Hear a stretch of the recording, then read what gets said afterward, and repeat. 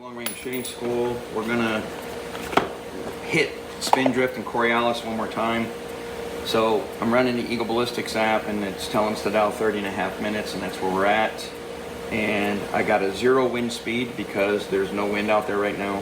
And what I'm gonna do is I'm gonna shoot it at 1,000 yards at the clay pigeon, and I wanna show you something. So give me 1 second. Let me shoot one round. I have the long range camera on there. Let me double check and make sure there's no wind. There's no wind. So I'm going to shoot at the clay pigeon under target number 2.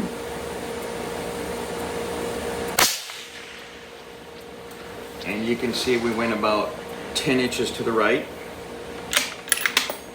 Now, if I go to Eagle Ballistics and I go to the range card, there's a area and range card called detail. So Eagle Ballistics was designed as a training app for my class. Again, it was really never supposed to be sold. But bottom line is all my students wanted it, so we had to find a way to get to it. But it breaks down the entire flight path of the projectile, because again, it was a training app. And if you look in the horizontal offset, I've got 0 wind. It's telling us that we have 7.93 inches of Spindrift and 2.12 inches of Coriolis. In the northern hemisphere, Coriolis is going to be to the right. Reality is it's only 2 inches or less than a quarter minute of error, but when you add it together with the Spindrift, you're talking 10 inches of miss at 1,000 yards.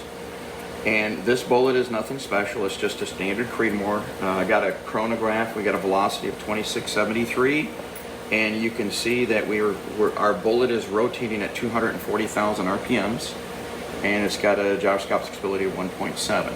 So because of that spin of a 240,000 RPMs, the bullet is drifting to the right.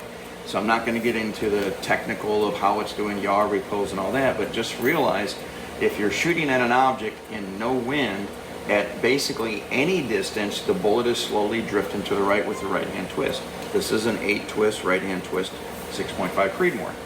So now what I'm going to do is I just shot at it and I just went to the right about 10 inches. What I'm going to do is listen to the app. The app is saying, hey, you need to push left 0.9. So let's do that.